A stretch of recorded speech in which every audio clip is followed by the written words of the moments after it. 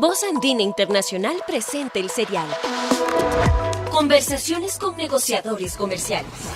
Un serial para compartir opiniones, experiencias y contextos sobre las negociaciones en el sistema internacional de comercio.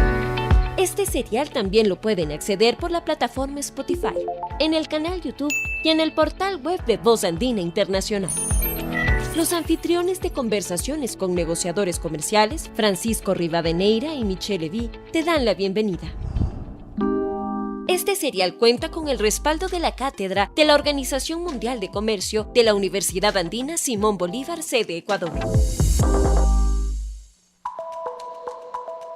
Estimados escuchas, bienvenidos a la quinta emisión del programa Conversaciones con Negociadores Comerciales. Les invitamos a conocer la experiencia de negociación sobre disciplinas multilaterales y la práctica de los acuerdos comerciales a través de una conversación amigable y distendida con los actores de las negociaciones del Ecuador y de otros países amigos. Esta quinta emisión tendrá como invitado a nuestro distinguido colega y muy querido amigo Alfredo Corral Ponce. ¿Quién es Alfredo Corral Ponce? Es doctor en jurisprudencia por la Pontificia Universidad Católica del Ecuador, máster en Derecho de Propiedad Intelectual por la Academia de la Organización Mundial de la Propiedad Intelectual, OMPI, en Ginebra, Suiza, y de la Universidad de los Andes, Mérida, en Venezuela, y especialista en negociaciones comerciales internacionales por la Universidad de Georgetown, en los Estados Unidos. Fue director nacional de Propiedad Intelectual del Ecuador y presidente del Instituto Ecuatoriano de la Propiedad Intelectual, IEPI. Se desempeñó como jefe negociador de la Mesa de Inversiones, Comercio Electrónico y Propiedad Intelectual en el ALCA, el Acuerdo de Libre Comercio de las Américas, y en la Mesa de Propiedad Intelectual en el Tratado de Libre Comercio Andino con los Estados Unidos y en el Acuerdo Andino con la Unión Europea. Participó en la redacción de la Ley Ecuatoriana de Propiedad Intelectual, así como en las decisiones andinas 351 y 486. Actualmente continúa actuando como consultor para organizaciones internacionales como la OMC, la Organización Mundial de la Propiedad Intelectual y la OEA. Bienvenido, querido amigo Alfredo Corral Ponce, Fido, más conocido en el mundo, más conocido como Fido. Es decir, como estamos en esta conversación con negociadores comerciales, vamos a utilizar el formato más formal para que nuestra relación está por sobreentendida, pero vamos a hacerle una más, así que no te asustes que te digamos Alfredo, ¿no? Vamos a hacerlo más querido Alfredo, aunque suene un poco raro, pero bueno. Sí, vale la advertencia porque sí me asusta. Así, para que no te asustes, justamente era la idea. En todo caso, bienvenido, hoy estamos muy contentos de tenerte aquí en este programa que además yo añadí en el guión, no decía que eras de la OMC, pero tú fuiste uno de los invitados al curso regional de política comercial de la OMC cuando se hizo aquí en la Universidad Andina Simón Bolívar de Ecuador. Justamente tú manejabas el área de propiedad intelectual, hiciste tú ahí como experto regional, participaste tú en el programa con miembros de diferentes funcionarios, miembros de diferentes países de la región, ¿no? Entonces estamos muy contentos de que vuelvas a tu casa, y de que estés aquí con otro querido amigo que es miembro de la cátedra OMC, que es Francisco Rivadeneira, a quien le cedo la palabra. Bueno, saludos a todos los que nos escuchan y un afectuoso abrazo a mi querido Michelle aquí al lado y un enorme placer de volver a estar contigo a los tiempos para poder conversar tranquilamente, mi querido Alfredo, mi querido Fido. Yo siempre lo digo porque hemos tenido la suerte, Michelle y yo, de entrevistar a gente a quien conocemos más allá del tema profesional. Con Fido nos conocemos muchos años, yo le tengo un profundo respeto y aprecio. Es sin duda alguna uno de los más grandes expertos en los temas de propiedad intelectual que tiene el país, me consta a mí. Y bueno, hay mucha gente, como sabes, Alfredo, que trabaja en el ámbito de propiedad intelectual en los bufetes de abogados, estudios de abogados, pero otra cosa totalmente diferente es saber de negociaciones económicas internacionales de Estado a Estado en los temas de propiedad intelectual. Ahí realmente tú eres el mayor conocedor, a mi opinión, o de los pocos que manejan ese tema. Entonces, realmente para nosotros es un privilegio tenerte aquí y poder tener este conversatorio contigo que básicamente vamos a arrancar por el tema OMC, que tú los manejas perfectamente, los dominas, y de ahí definitivamente, como también tienes mucha experiencia en la parte ya de los acuerdos o tratados de libre comercio, que nos cuentes sobre todo cómo tú ves ese tema desde la perspectiva o la experiencia que has tenido en el pasado y cómo ves el tema en la actualidad.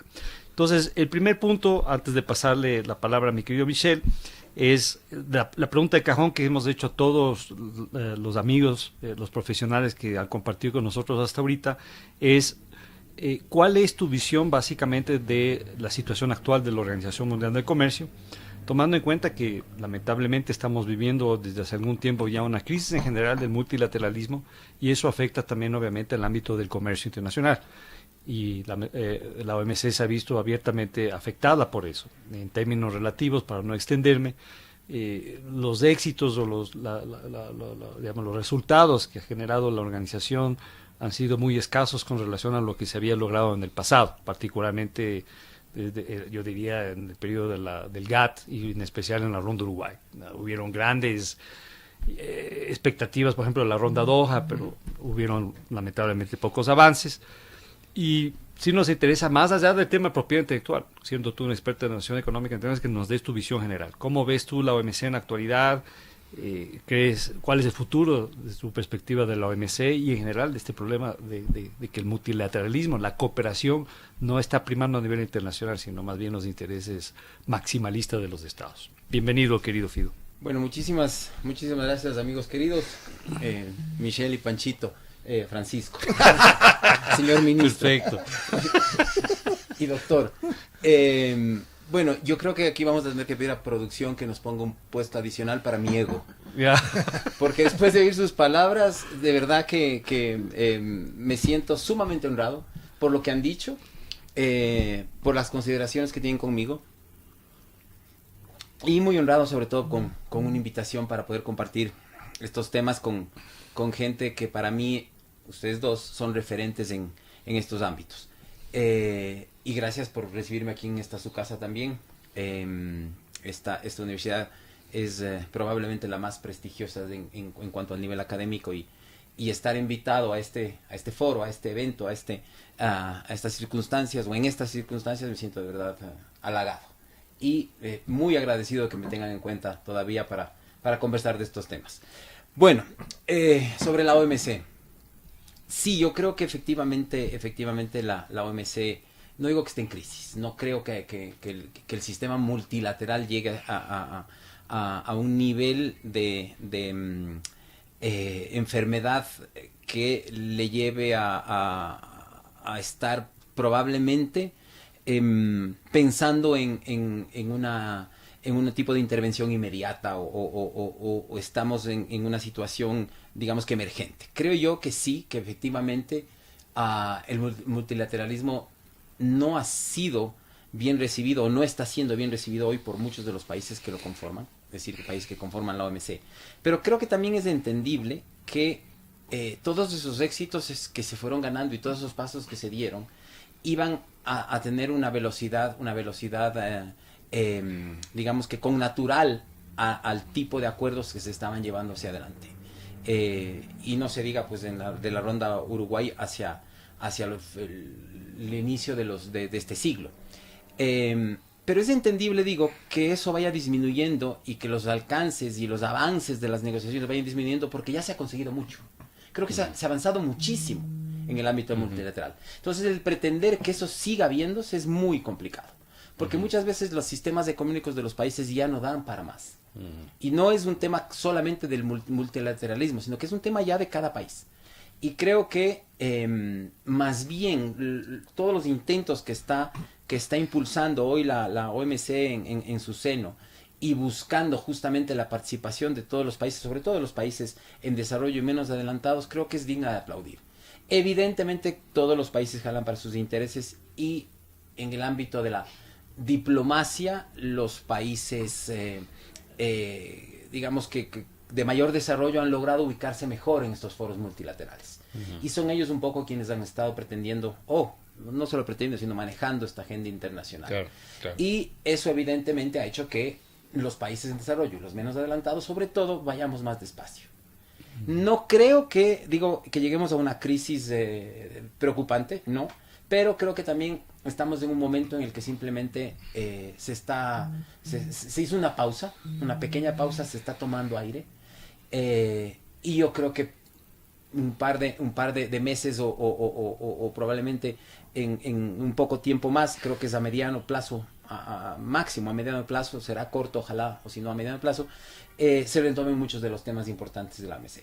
Hoy no, hay muchos inconvenientes, la política siempre contamina el comercio, siempre, y es parte de la agenda, digamos, y hoy por hoy incluso los problemas de violencia que existen en el mundo, las guerras que estamos viendo, hacen que lo importante que es la OMC pase en segundo plano. Sí, pues no es una prioridad en este contexto, Sí. sino más bien la seguridad internacional. De acuerdo, excelente evaluación y análisis, y me alegro que tú tengas una visión a la final positiva, ¿no? Porque generalmente la mayoría considera que sí estamos ya en una crisis y que hay voces que inclusive, y es paradójico, pero de muchos países que han conformado, han sido parte de la constitución de la OMC, que dicen que habría que repensar de manera significativa el rol de la OMC en el contexto internacional o inclusive desaparecerla, que lo que a mi opinión y de la mayoría sería un error garrafal. Pero Locura. así es, estamos de acuerdo en eso. Ahora, bajando en el mismo contexto de la OMC, ya específicamente a tu principal área de experticia, que es la propiedad intelectual. ¿Cómo ves la evolución de la discusión de la relación de propiedad intelectual en comercio en general y particular en la OMC después del tremendo éxito y avance que se logró en el acuerdo de propiedad intelectual como resultado uno de los principales resultados de la ronda de Uruguay, si bien la negociación venía desde antes? ¿Percibes tú que en el contexto primero de la OMC, desde la ronda de Uruguay, han habido avances en la discusión y en la generación de normativa con relación a la propiedad intelectual, sobre todo tomando en cuenta la coyuntura actual, donde hay una serie de nuevos temas que hay que tomar en consideración en el ámbito de la propiedad intelectual?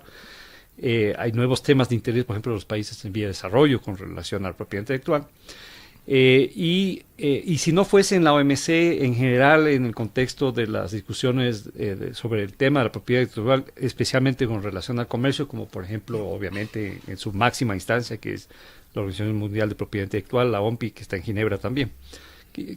¿Cuál es tu visión al respecto, querido Alfredo? Bueno, creo que el papel de la OMC, a través del Acuerdo de Propiedad Intelectual, del ATPIC, por sus siglas en español, o TRIPS en inglés,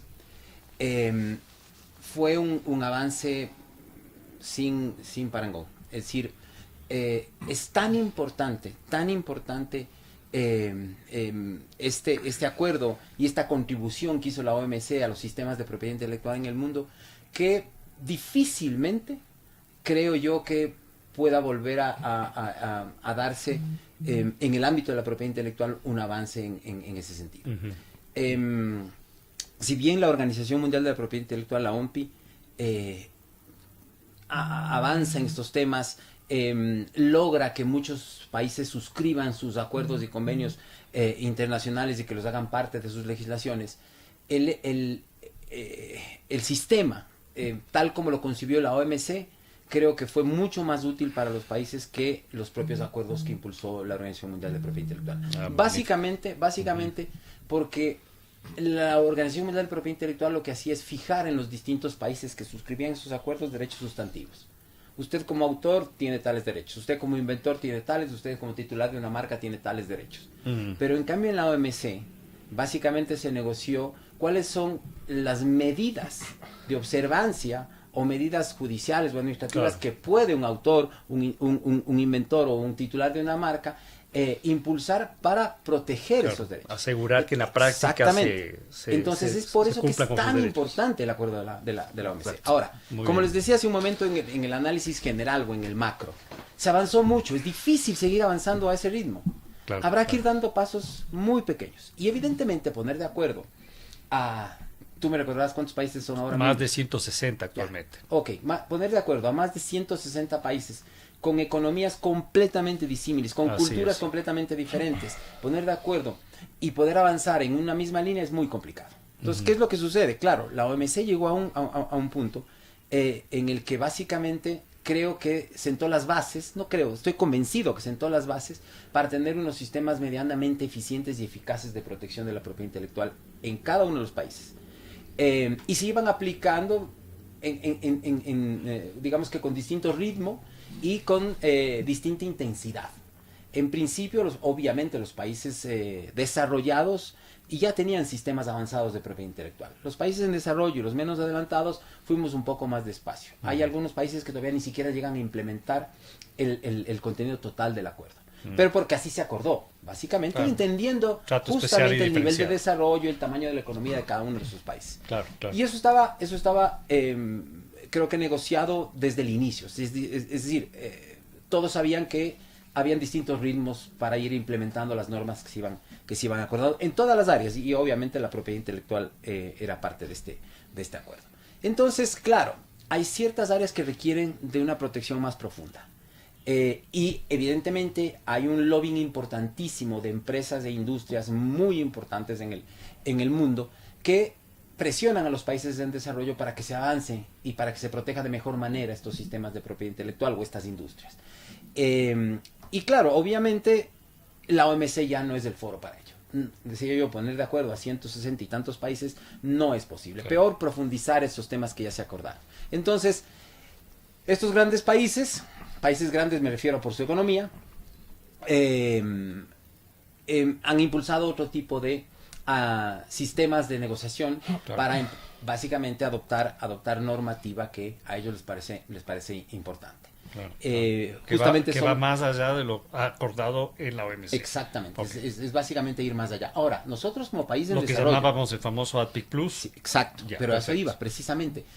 Decir ADPIC Plus, es decir, ADPIC, recordemos, son las siglas del Acuerdo de Propiedad Intelectual de la OMC. Decir ADPIC Plus o ADPIC más, o más allá de ADPIC, eran malas palabras. Pues sí, Era me como acuerdo. insultarle a alguien, Por básicamente. supuesto, yo me acuerdo claramente en esa Pero época. nosotros, por ejemplo, como Ecuador, éramos uno de los países que más impulsábamos normas ADPIC Plus, o normas que van más allá del ADPIC, justamente en la protección de los conocimientos tradicionales, en el acceso a los recursos genéticos, por ejemplo. Eran normas ADPIC Plus. Claro, por supuesto. Pero claro, nosotros o si se quiere, la opinión, digamos, de alguna manera técnica, política, periodismo, lo veían de distinta manera. Es decir, veían que el avanzar en procesos de negociación que vayan más allá del OMC no estaba bien visto, salvo que nos beneficie. Por supuesto. Entonces, ustedes saben más que nadie que las negociaciones son dando y dando. Claro, así es. Sí, exactamente. Uno tiene que quedar medianamente inconforme. Y, Esa ese es una manera y si interesante todos de quedamos verlo. medianamente inconformes, Sí. estamos muy bien. Ganamos todos, claro. Por supuesto. Entonces, bueno, obviamente Estados Unidos, Europa, entre otros, son países que han avanzado mucho en estos acuerdos de complementación económica, acuerdos de libre comercio, etcétera, etcétera, y se ha intentado profundizar en estos sistemas de propiedad intelectual. Cuando digo profundizar es proteger de mejor manera. Perfecto. Bueno, sabes que te escucho y tengo algunas impresiones. La primera es coincidir con Francisco en el tema de valor y celebro tu optimismo en torno al OMC y al cómo tú lo miras, ¿no? Es decir, yo creo que todos aquí tenemos la idea de que una crisis es una oportunidad. Entonces, la CAN está en crisis, siempre se dice, la comunidad andina está en crisis, la OMC está en crisis, todo está en crisis. Es decir, obviamente porque está en crisis porque no satisface necesariamente todos los intereses de todos los Claro. que participan, como lo decías, 160 países que van a jugar un rol dentro de una estructura que es muy compleja y que busca armonizar lo que solo hago una reseña de lo que ustedes dicen, que busca armonizar no solo una visión en torno a algo muy específico como puede ser el comercio internacional, sino esa visión viene acompañada de políticas públicas globales, porque son globales, normativa. ¿Cómo concilias el derecho anglosajón con el derecho continental en una Claro, estructura claro. que va, además que no quieres que obligue, pero que debe tener ciertos márgenes de obligación para que tenga un efecto, ¿no? Claro. Entonces, es algo extremadamente complejo. Justamente con María Amparo Albán, que estuvo en la edición anterior, hablábamos aquí. sobre la lógica del derecho internacional y esta aplicación del derecho internacional y esta creación del derecho internacional que también lo dicen ustedes y lo rescato y justamente como este es un programa hecho para nuestros estudiantes, para la gente que del día a día que quiere saber algo más de esto, se construye paso a paso. No es algo que se construye, que se toma de una y se lanza al derecho internacional para que sea aplicado erga omnes, a nivel de todo, de la humanidad. Claro, es progresivo. Es progresivo, tiene que tener una práctica, tiene que tener una aplicación en primera instancia para ver si funciona de alguna forma, y solo así se puede construir paso a paso esa estructura. Entonces, lo que vemos ahí justamente, y a esto viene mi reflexión, es que hablábamos ya ahora de la negociación, del ganar-ganar, del ATPIC Plus, que es un tema de fondo, y lo que queremos preguntarte un poco es cómo se manejan los temas de propiedad intelectual en una negociación, un acuerdo de libre comercio. Porque pensemos que no son, es decir, las disciplinas clásicas que están contempladas dentro de la estructura del comercio internacional, sino que esto realmente, la propiedad intelectual, va más allá del esquema. ¿Cómo es esto? Es decir, yo solo quiero imaginarme, es decir, el hecho de estar sentado en una mesa con una serie de compromisos. ¿Cómo se desenvuelve? Es decir, ¿qué es lo que uno negocia? ¿Cómo lo hace? Es decir, ¿cómo reaccionan las partes? ¿No? Tú dijiste ya algo de entrada, ¿no? Para terminar, que es el hecho de que en un momento dado, claro, es decir, el ATPIC Plus, esta lógica de ir más allá de las normas de la OMC en propiedad intelectual, puede ser muy conveniente, pero la lectura de muchos actores puede ser que, es decir, en unos aspectos sí es conveniente, pero en otros aspectos no es conveniente. ¿Cómo se logra mediar ahí, de quedar medianamente insatisfechos todos? Bueno, primero, un poco para poder, digamos que, darle algo un plus a esta conversación con ustedes, y que justamente sus alumnos o los alumnos de la universidad escuchen algo un poco más interesante que el análisis técnico de los procesos de negociación. Yo quisiera contarles que, por ejemplo, las negociaciones con los Estados Unidos, y esto es un punto de vista personal, eran unas negociaciones que iban a 1000 por hora, es decir, unas negociaciones de una intensidad atroz, y eran las negociaciones en el ámbito de la propiedad intelectual que generaban una expectativa enorme, yo creo que injustificada incluso. Solamente para comentarles, fíjense, el equipo de negociación de Colombia con Estados Unidos tenía alrededor de 26, 27 personas. Ese era el equipo que tenía Colombia en materia de propiedad intelectual, solo en propiedad intelectual. Tenían expertos por áreas. Me acuerdo. El equipo de Perú eran 15, 16 personas. El equipo de Ecuador, ¿qué les diré? 20. No, éramos 1,5. 1,5. Él y su alter ego. Y de verdad era complicado. Por supuesto. Sí, nosotros veníamos negociando las decisiones andinas. Y al negociar las decisiones andinas, por ejemplo, la decisión 486, fue una negociación sumamente difícil. Fíjense, estamos hablando de los países andinos, países hermanos, países libertados por Simón Bolívar, países, digamos, que con sistemas económicos, bueno, en aquella época Venezuela era así, sistemas económicos similares, idiosincrasia similar, cultura similar, todo, y el mismo idioma, todo confluía para facilitar, pero no, la decisión 486 nos tomó un poco más de 3 años negociar. Fíjense ustedes lo complicado que fue. Claro. Y normalmente para sentarnos a negociar después con los Estados Unidos, o negociar en el ALCA, en el Área de Libre Comercio de las Américas, que en paz descanse, y que es una pena que ese proyecto haya terminado, y para negociar en cualquier foro multilateral, primero tenemos que ponernos de acuerdo los andinos. Claro, no es una negociación, sino son varias. Exacto. Y hay una negociación interna. Una negociación interna, como tú decías hace un momento. Hay varios actores que tienen distintos intereses. Es una posición de país es difícil. Sí. Bueno, y entonces, más en un tema como la propiedad intelectual. Exactamente. Entonces, primero una negociación interna, después una negociación andina, y después una negociación con Estados Unidos o con la Unión Europea. Bueno, la negociación de los Estados Unidos, les decía yo, es a 1000 por hora. Las otras son bastante más pausadas o más lentas. Este era todos los días, a toda hora, era una cosa que de verdad era agotadora. Pero creo que era una negociación en la que los intereses, al menos de la contraparte, estaban evidentes, estaban allí. Claro, no te era lo una negociación ocultaban. sobre la mesa. Distinta a la negociación andina. Ojo, miren lo que le estoy diciendo. Claro, con los Estados Unidos, los estilos de negociación, exactamente. ¿No? En los Estados Unidos la negociación era transparente. Era absolutamente exacto. Eran negociadores sumamente frontales. Esto es lo que queremos.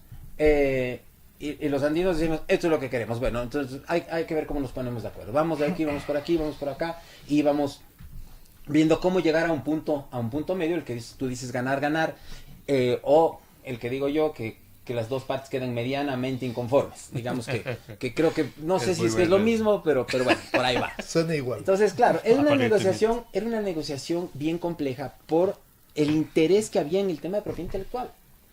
La prensa nos perseguía, yo me sentía estrella de rock, de verdad, o estrella de cine.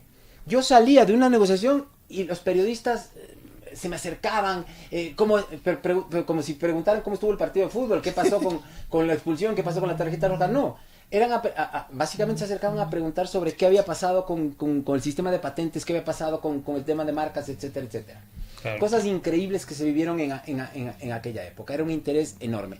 Y claro, terminó siendo el tema de la propiedad intelectual el último tema en negociar. Tan es así con los Estados Unidos, que cuando Estados Unidos nos pide que nos levantemos de la mesa de negociación en el último día en el que Perú cierra, que después de que Perú ya cierra el acuerdo, los temas pendientes eran 1 o 2 temas de agricultura y temas de propiedad intelectual. 3 temas de propiedad intelectual que teníamos abiertos. Y obviamente, claro, eso hacía que este tema genere una opinión pública en contra muy fuerte. Entonces, la negociación, les digo, con los Estados Unidos es una negociación que además, normalmente, la opinión pública está en contra.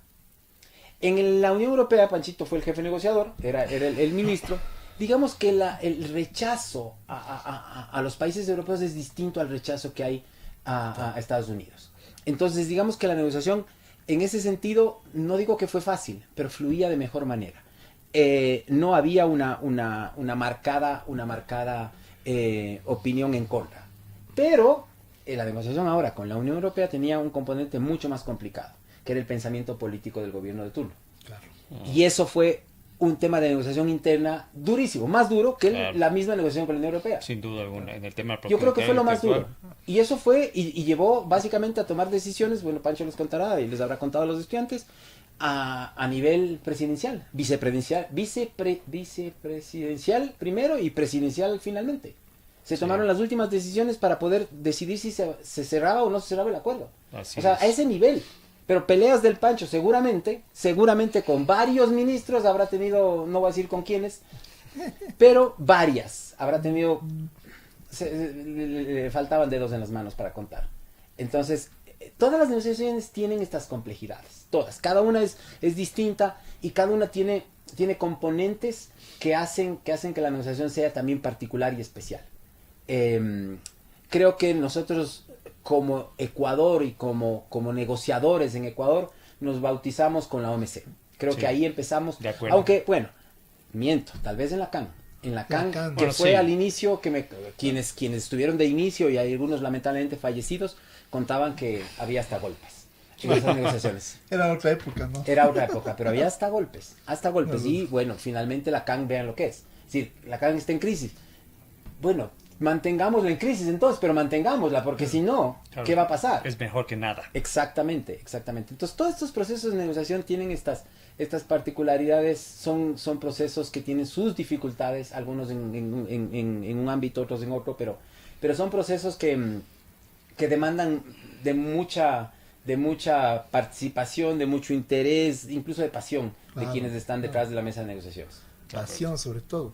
Oye, yo creo que, por ejemplo, ahorita que hablaron de los orígenes de la CAN y de la OMC, sí, claro, en su momento, yo les preguntaba, de hecho, a los estudiantes, que son muchos, en esta última promoción que tenemos, OMC escépticos, ¿no? Hay algunos, sí, digo, obviamente pueden darse ese lujo, porque recién van a comenzar el curso de OMC, es decir, solo entendiendo y mirando el alcance, ¿no? Claro. Pueden ser. Entonces, yo les planteaba justo la pregunta al comienzo, no le digo, no me contestan este rato, pero decir, ¿el mundo es mejor con o sin OMC, no? Entonces había algunos activistas que, pues, no, decir, que está bien ser activista, pero hay que conocer el tema ya de fondo. Decían, sí, sin haber tratado, sin haber mirado ya, decían, no, obviamente, es el tema, el típico discurso del neoliberalismo y la cosa. Entonces, pero no va por ahí el tema. Si el tema es una estructura en la cual participan 160 estados,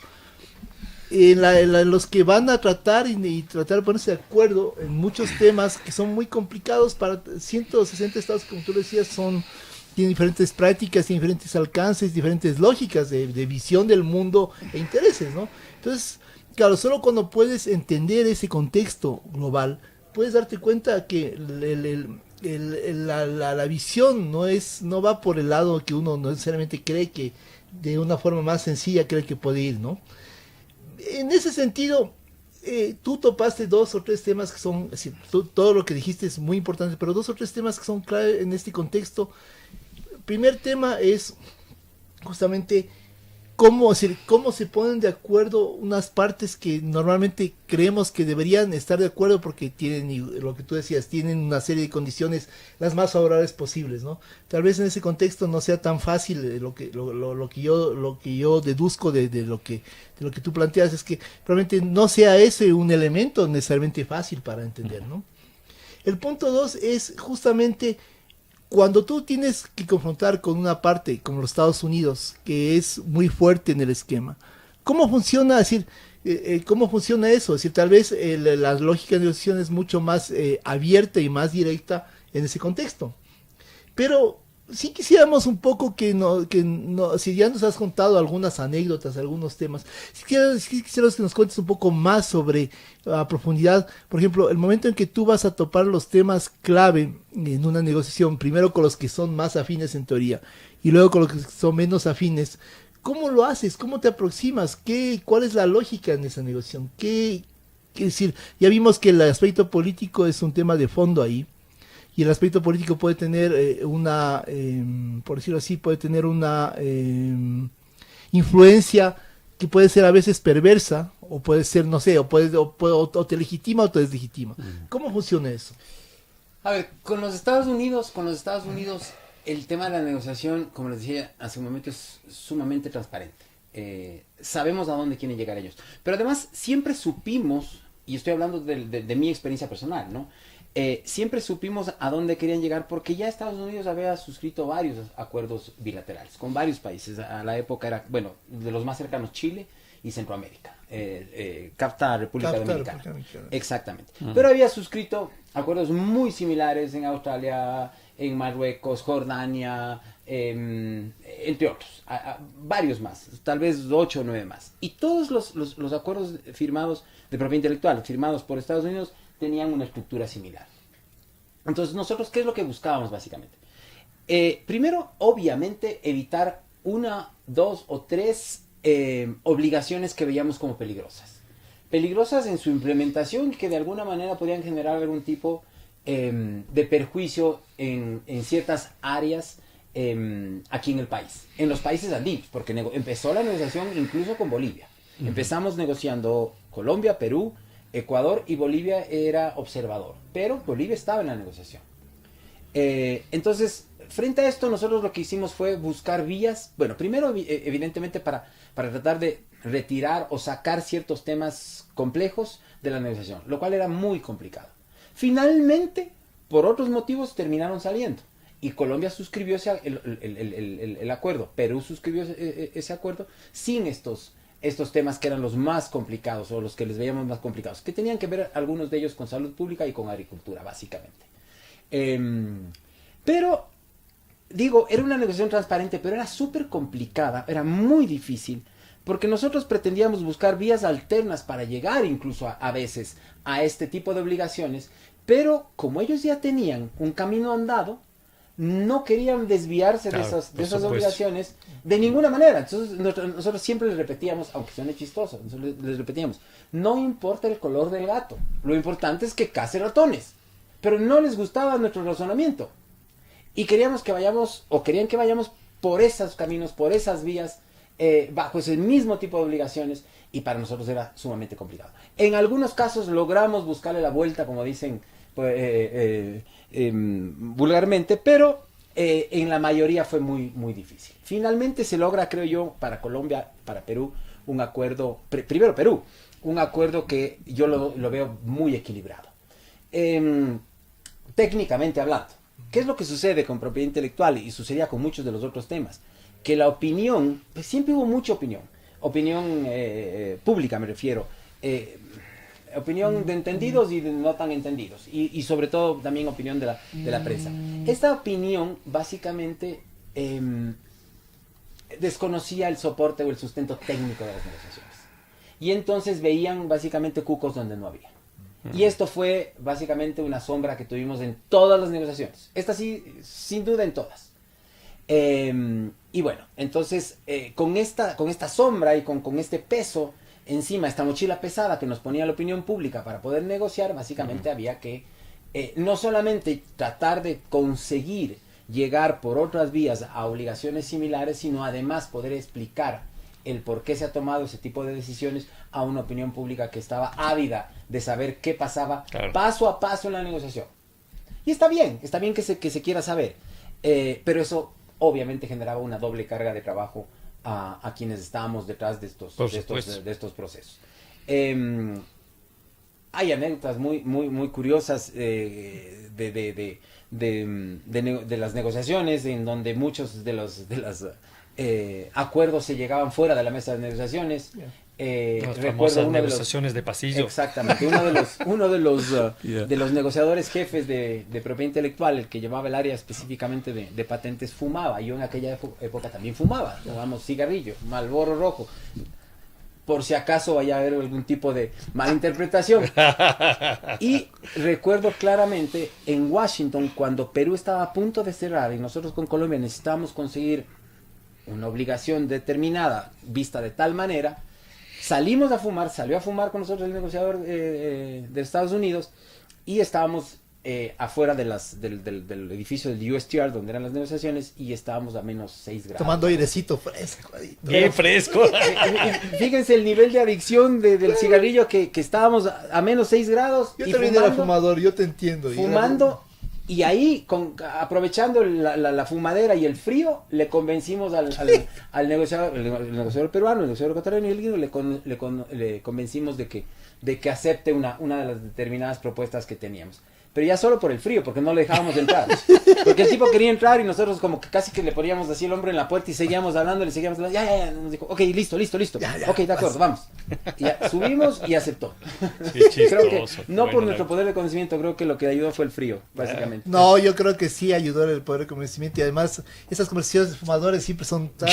Yo todavía debo confesar aquí, no, ya no fumo igual, pero que me sumo a las conversaciones de los fumadores, porque sí, siempre tienen como un gremio, una amistad, una capacidad de intercambio, y conversan cosas interesantes. Además los fumadores, sí, generalmente. Los vicios y los hobbies unen mucho. Claro, sí. Totalmente. Es verdad.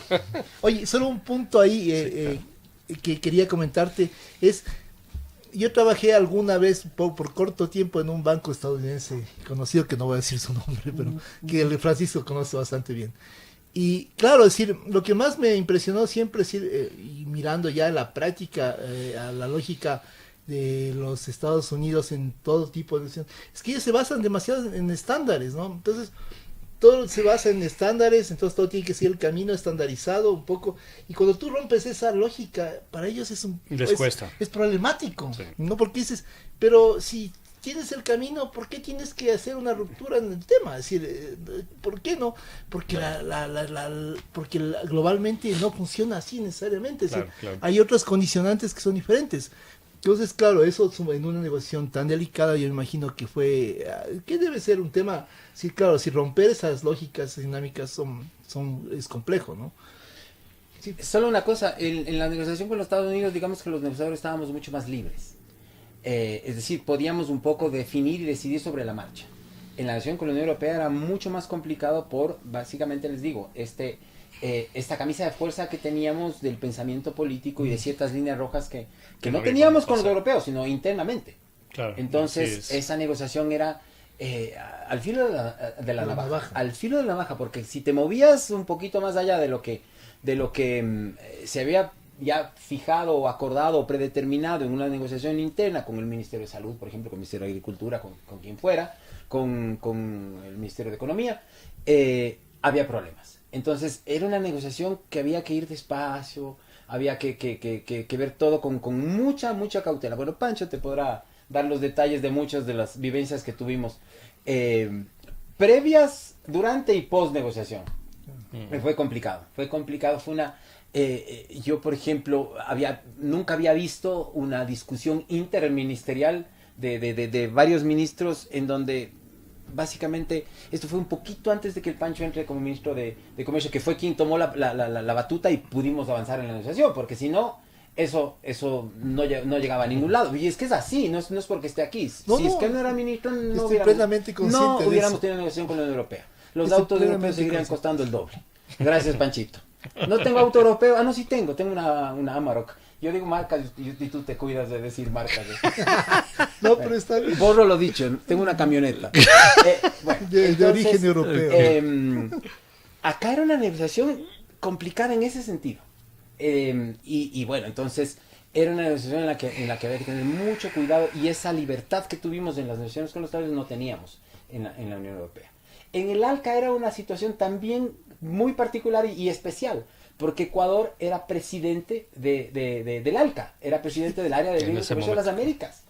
Claro, y ahí Ecuador no tenía un equipo como para manejar la presidencia del área de libre comercio de las Américas. Lo había manejado Argentina, los 3 o 4 años antes que Ecuador tome esa posta, y por esas cosas de la vida llamaron a un grupo. Bueno, había verdaderamente expertos, Juanito Falconi, que en paz descanse, que fue lo mencionamos, lo recordamos con María Amparo. Y seguramente lo van a seguir mencionando mientras hablen de comercio, porque es una institución en el área. Y fue mi profesor en comercio, porque claro, yo venía del área de la propiedad intelectual, pero de comercio poco. Y fue mi profesor también, aquí en la Andina. Exacto, iba a decir, era profesor de aquí de la Andina, Así muchos es. años. Bueno, y él se sentaba al lado mío, él era del pupitre del lado mío, en la unidad ALCA que creó el país. El Ecuador en la Cancillería crea la unidad ALCA. Perdón, en el Ministerio de Comercio se crea la unidad ALCA. Lo que era el MISIP en esa época. Lo que era el MISIP, y hubo 2 personas de Cancillería, 2 o 3 personas de Cancillería, Juanito Falconillo. Y claro, Ecuador llevaba la batuta en esto porque era el presidente del Comité de Negociaciones Comerciales. Entonces, no solamente que dirigíamos los CNCs, que se llamaban Comité de Negociaciones Comerciales, que era la reunión de los viceministros de comercio de toda América, sino que además teníamos una participación directa en todos los grupos de negociación. Claro. En algunos éramos presidencia, además. Claro. Entonces, digamos que era una negociación también diferente, pero acá nosotros teníamos el sartén por el mango. Sí, que si nosotros como Ecuador, ojo, país en desarrollo, queríamos poner o sacar ciertos temas de la agenda, lo hacíamos. Y si Estados Unidos se paraba de cabeza, a nosotros nos daba lo mismo, éramos la presidencia. O si Brasil se paraba de cabeza, nos daba exactamente igual. Éramos la presidencia y nosotros definíamos cómo iba el avance de la negociación. Es algo que yo nunca había visto, y claro, lamentablemente no volveré a ver porque difícilmente volverá el ALCA acá, difícilmente volveré a trabajar en algo así. Entonces, fue una negociación en la que además aprendimos muchísimo. Claro. Y aprendimos también de quienes ya negociaron OMC, que fueron nuestros negociadores de estrellas y que después se fueron... Cristian Espinosa, Canizares. Estuvo bueno. Roberto Betancourt. Roberto Betancourt después fue jefe negociador en ALCA, y estuvo Mentor Villagómez de negociador primero, jefe. Bueno, un equipo de profesionales de lujo. Así y de Cancillería teníamos, allá ahora son embajadores, pues en aquella época no eran. Rolando Suárez era parte del equipo, y Germán Ortega también era parte del equipo, y bueno, un par de embajadores ya mayores, embajador Ruales, que creo que falleció ya, y quien nos llevaba, o quien llevaba la cabeza de esto era el embajador Moncayo, que era un embajador político, que había sido embajador en Washington en la época de Rodrigo Borja. Sí, así es, eres... Él era quien manejaba o quien era la cabeza de esta unidad ALCA, que después, en los conflictos internos de ministerios, la Cancillería se la llevó a la Cancillería, y se la llevó incluido Juanito Falconi, quien les habla. Entonces tomó del MISIP a la unidad ALCA y nos llevó para la Cancillería, y ahí fue ya jefe negociador, Mentor. Y claro, quien llevó y quien tenía el peso político de poder mover esa unidad a la Cancillería fue Heinz Meller, que estaba de canciller. Qué interesante. Muy interesante esa anécdota. Y por cierto, el discurso de Heinz Meller cuando termina el ALCA, cuando termina la última reunión del ALCA, en la reunión de los ministros, ya, es algo que yo nunca he visto. Fue un aplauso de pie de todos los ministros de los 33, 34 países que estaban, y muchos de los ministros lloraban con el discurso de Heinz Müller. Yo nunca había visto algo así. Qué bueno. Increíble. Un Muy hombre interesante. político excepcional, Sin Sin Heinz Müller, duda. sí, realmente. Así es. Canciller de Ecuador, ¿no?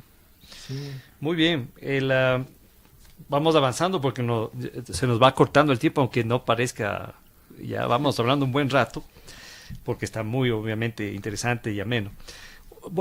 Ya que entramos al tema de los acuerdos de libre comercio, los tratados de libre comercio.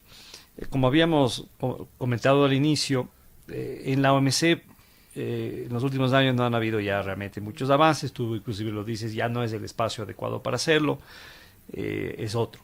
Pero como tú también lo planteaste, sí han habido avances en la discusión de la relación del tema de propiedad intelectual y comercio en las negociaciones, en los acuerdos, en los tratados de libre comercio. Y hablamos del ADPIC Plus, ¿no es cierto? Y tú bien lo mencionas, ¿no? Hay dos tipos de ADPIC Plus, el ADPIC Plus que nos gusta a nosotros y el que no nos gusta. Entonces, el que no nos gusta es obviamente el que va de la mano de los intereses y de la agenda de los países desarrollados con los Estados Unidos, pero también ha habido temas donde nosotros de manera proactiva, como por ejemplo en el acuerdo con la Unión Europea se lo planteó. Cuéntanos un poco eso desde la perspectiva de los nuevos acuerdos de última generación, como por ejemplo en el caso de Estados Unidos. ¿Cuáles son esos temas de los cuales se avanzó más allá del ADPIC en esas negociaciones, sobre todo con los Estados Unidos, que era muy agresivo en eso, ¿no? Con relación a otros? Y por otro lado, ¿cuáles son algunos de esos temas que el Ecuador, con Colombia y otros países, los famosos megadiversos, han planteado en las negociaciones? Yo creo que eso es súper importante que sepan los que nos escuchan. Ok. Buen punto. Hay que partir para explicar esto de un tema que es un poco, digamos que general y si se quiere una especie de paraguas para poder ir por debajo a discutir ya algunos aspectos puntuales. Y es que, como decías tú, y al inicio comentamos, ya la OMC ya no es el foro, de acuerdo, no es el foro por muchos motivos, y esos motivos no los vamos a desarrollar en este momento, pero se ha dado el espacio a través de estos acuerdos de libre comercio, que son básicamente acuerdos bilaterales o acuerdos de grandes países o de regiones con distintos países. Pero uno se pone a pensar y dice, ¿y por qué Estados Unidos negocia con Omán? ¿Por qué negocia con Marruecos, con Jordania? ¿Para qué negoció con Centroamérica y con República Dominicana? ¿Por qué negocia con Chile?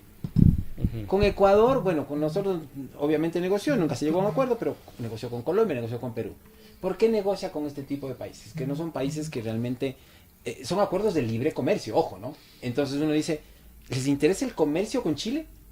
Bueno, probablemente sí, pero la intencionalidad allí y el objetivo fundamental de Estados Unidos en este tipo de negociaciones es básicamente ir creando estándares de protección a las áreas que a ellos les interesan.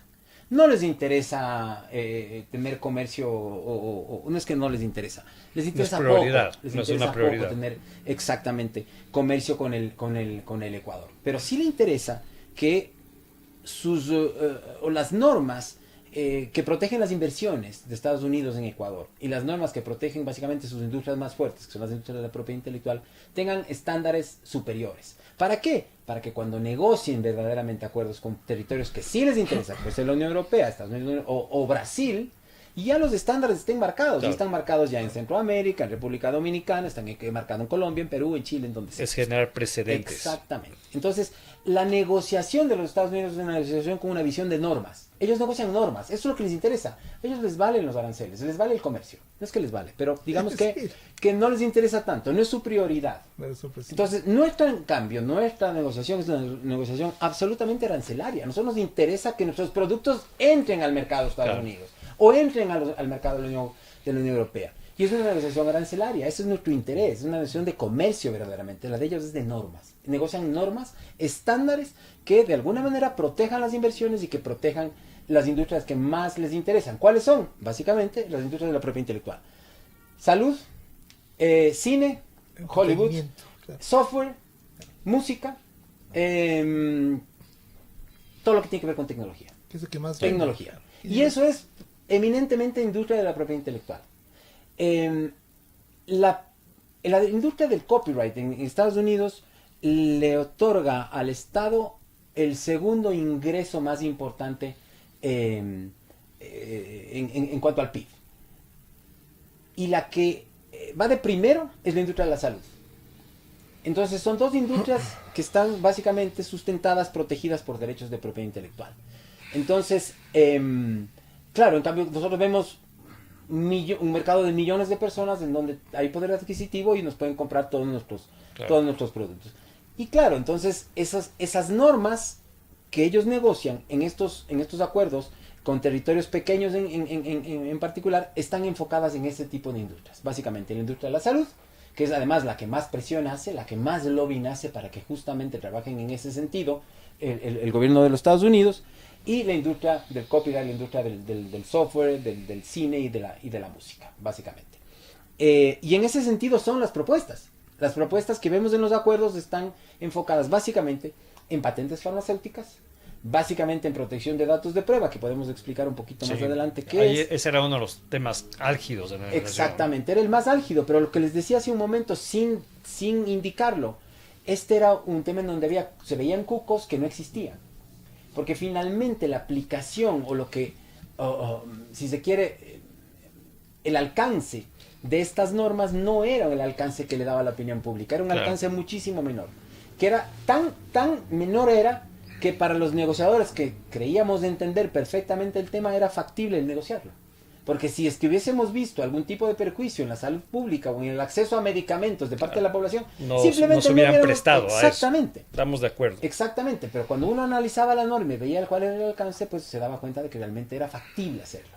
Y obviamente ese tipo de normas que beneficiaban a estos sectores, básicamente el sector farmacéutico, el sector del software, el sector del cine y de la música, eran intercambiadas, o esos intereses eran intercambiados con otros intereses en lo que era el acceso a los recursos genéticos, es decir, el que haya una autorización previa para acceder a los recursos genéticos, que haya un pago eventual si es que hay uso de estos recursos biológicos y genéticos. ¿Puedes dar un ejemplo para que la gente entienda lo que es recursos genéticos? Básicamente los recursos naturales de los cuales el Ecuador... De la biodiversidad ecuatoriana. Exactamente. Fauna y flora. En muchos países somos ricos en eso. Pensemos en la ayahuasca, pensemos en la sangre de drago, que son básicamente recursos biológicos que están en nuestras selvas, que están en nuestros bosques y que pueden ser utilizados medicinalmente. Es decir, a través de esos recursos se pueden desarrollar y elaborar, obviamente, exactamente productos farmacéuticos que pueden ser económicamente exitosos. O cosmética también. O cosméticos, exactamente. Entonces, ¿qué es lo que nosotros decíamos? Ok, nosotros somos ricos en eso. Si ustedes quieren acceder a esos recursos biológicos y genéticos, de acuerdo, vengan, pero accedan legalmente, pidan una autorización. Y con esa autorización ustedes acceden, hacen la investigación, y si obtienen un beneficio económico, tienen que contribuir y compartir ese beneficio económico. O sea, algo básico, lógico. Para mí tiene pero sentido, bueno, ¿no? Fíjense ustedes que en el acuerdo con los Estados Unidos hay un anexo que hace referencia a esto, pero en cambio en el acuerdo con la Unión Europea sí es bastante más preciso ya. Sí, así es. Los europeos es que básicamente entendieron, dijeron, ok, sí, ojo, esto en la OMC no avanzó. Sí. Esto en la OMC no avanzó, se ha y discutido, en la OMC tampoco. Sí, pero se sigue discutiendo como los temas de la agenda del desarrollo. Es decir, la agenda del desarrollo está parada. Sí, se ha avanzado en algo. Y la agenda de salud pública está parada. Se ha avanzado en algo. Y claro, lo que tú mencionabas antes de que se prendan los micrófonos, la última gran pelea fue las vacunas. Las vacunas del COVID, obviamente. Tema fundamental, ¿no? Exacto. Entonces, claro. El acceso, el poder acceder a generar genéricos de las vacunas originales para poder vacunar a la mayoría de la población que no tiene acceso a las grandes Exactamente. Y obviamente los países los países en desarrollo, perdón, los países desarrollados, en donde está la industria farma fuerte, te lanzan el argumento de que, bueno, si es que no hay incentivo, no investigo. Y si no hay incentivo, simplemente no hay vacunas. Claro. Yo necesito de incentivo, necesito recuperar la inversión, porque esto no es gratis. Exacto, no es del agua tibia. Exacto. Oye, y eso hay que entender, ¿no? Que también hay que entender el otro lado de la historia. O sea, estas empresas invierten millones de dólares o billones de términos gringos. Exactamente. Y además tienen a la gente más preparada, que es costosa. Pero tú dijiste la palabra clave. Son empresas. Sí. Esos son. No son monjitas de la caridad. Son empresas. Hacen fármacos, sí, pero son empresas. Claro. Y buscan rédito, Claro, evidentemente. generar lucro. Estamos totalmente de acuerdo. ¿Qué opinas del otro tema que está relacionado a los recursos genéticos, el tema de los conocimientos ancestrales? ¿Ha habido avances ahí? Bueno, básicamente van de la mano. Van de Ya. la mano porque muchos de los productos biológicos y genéticos o estos recursos normalmente son desarrollados cuando hay un conocimiento Una ancestral experiencia. vinculado a este recurso biológico y genético. ¿Puedes Ya hay una darnos un experiencia. ejemplo, explicar lo que son los conocimientos Sí, ancestrales? básicamente para- pues el conocimiento tradicional, el conocimiento de generación en generación que vienen adquiriendo nuestras comunidades indígenas. Los chamanes, por Los ejemplo. llama exactamente, y saben que utilizando una determinada planta, una determinada raíz, un determinado recurso, el que fuera, biológico, pueden con eso calmar algún tipo de dolor o podrían a través de eso curar una determinada afectación o mal o enfermedad. Entonces, ya hay un conocimiento previo sobre este recurso biológico y eso es lo que da la partida precisamente para que las grandes farmacéuticas quieran adquirir esos recursos biológicos y genéticos y llevárselos a investigar. Entonces, siempre hay esta sintonía perfecta entre el uso del recurso biológico y genético con el conocimiento Claro, tradicional. hay una relación intrínseca. Exacto, entonces, entre los dos. claro, les decimos, ok, ¿quieren utilizar el conocimiento tradicional? Bueno, pidan autorización a la comunidad indígena, a la Por afroamericana, a la local. Pidan autorización. Y si piden autorización y hay beneficios económicos, perfecto, no hay ningún problema. Se comparten y estamos embarcados legalmente. Obviamente, a nivel andino hay una legislación en este sentido. Lo que queríamos es nosotros trasladar esta legislación andina o parte de esta Estos legislación acuerdos. a estos acuerdos. Se ha conseguido algo, se han dado los primeros pasos. Bueno, es un gran avance realmente el hecho de que primero hay una legislación andina ya que establece unas bases de acción, ¿no? Y que eso ya se traslada a los acuerdos, pues ya eso se logra, y yo creo que más con la práctica y paso a paso, ¿no? Es decir, Claro. en este sentido, ¿no? Además, no puede ir vía imposición, porque si no sería un poco la lógica al Exacto. revés, ¿no? Es decir, y no funcionan las cosas así tampoco. Bueno, el tiempo pasa, es nuestro Sí, aliado, lamentablemente. pero en este caso estamos ya con los minutos contados, así que nosotros normalmente al final del programa, de esta emisión, de este podcast, le pedimos a nuestro distinguido invitado en este caso, que nos dé unas palabras, un mensaje, que deje un mensaje en torno a lo que hemos conversado. ¿Qué es lo que debería quedarnos como algo importante en este contexto? Es decir, ¿qué mensaje debería llegar a las personas que nos escuchan en torno a lo que hemos conversado? ¿Cuál es lo más importante desde el punto de vista de Alfredo Corral Ponce? Tus palabras finales. Bueno, muchas gracias. Antes agradecerles nuevamente, queridos amigos, colegas y referentes académicos. A ver, siempre las negociaciones de los acuerdos comerciales en materia de propiedad intelectual no son bien vistas. Siempre se las mira como que Goliat quiere aplastar a David, básicamente. Sin embargo, hay que tener claro que David también vive de la propiedad intelectual. Es decir, los países menos adelantados y países en desarrollo tienen mucha innovación, tienen sobre todo mucha creación, mucha creatividad. Hay muchísimos autores e innovadores, inventores, Así titulares es. de marcas que hacen sus empresas justamente fundamentadas en este tipo de creatividad y de innovación. Es decir, no solamente las grandes empresas farmacéuticas requieren de patentes, no. Aquí los pequeños inventores también. Hugo Chiliquinga, no sé si ustedes saben, quienes no son músicos, les voy a contar. Hugo Chiliquinga es el creador de una patente de la caja armónica en una guitarra. Y obviamente es un desarrollo tecnológico que requirió de una patente. Claro. Es decir, la propiedad intelectual no solamente se aplica a las grandes empresas y a los grandes desarrollos, los grandes emprendimientos, no.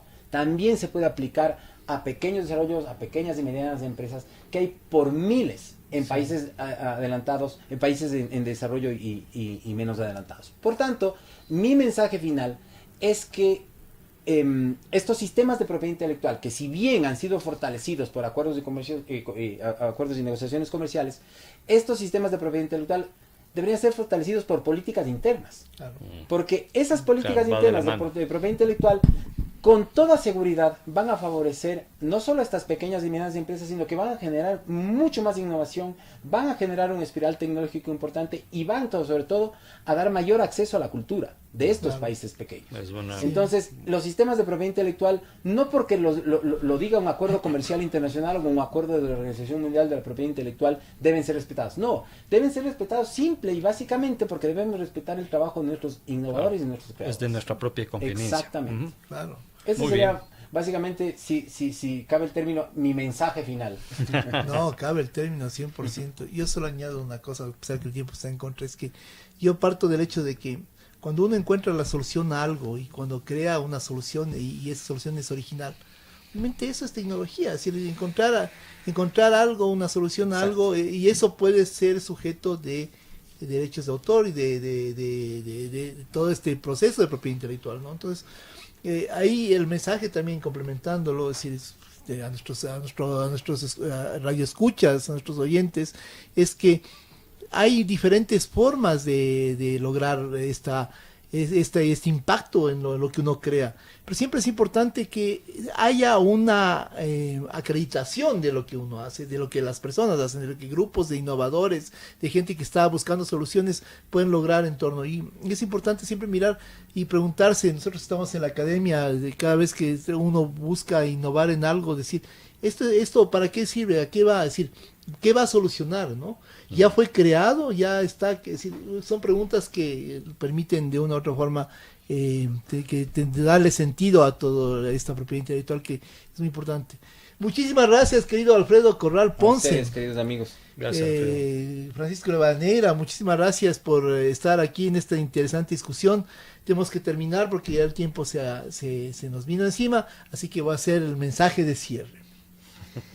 Estimadas y estimados radioescuchas, esto ha sido todo por hoy en esta emisión de Conversaciones con Negociadores Comerciales. Agradecemos especialmente a Alfredo Corral Ponce, nuestro invitado del día de hoy, y les invitamos a seguir el programa la próxima semana por Radio Voz Andina Internacional, la radio universitaria. Síganos en nuestras redes sociales de la Cátedra OMC Ecuador, en Facebook, Instagram y LinkedIn como @Cátedra OMC Ecuador, todo unido. Y también en las redes del Centro Unido de Estudios Internacionales, que está detrás de todo este tema, que es @KEI Ecuador. Nos vemos en una nueva emisión y hasta la próxima, y muchas gracias por su gentil sintonía. Este fue el podcast Conversaciones con Negociadores Comerciales. Un espacio de información, conocimientos e intercambio de criterios y experiencias sobre la negociación en el sistema internacional de comercio. Un nuevo episodio te ofrecemos el próximo miércoles a las 11 horas. Mientras tanto, revisa nuestro podcast en la plataforma Spotify o en el canal YouTube de Voz Andina Internacional. Hasta pronto.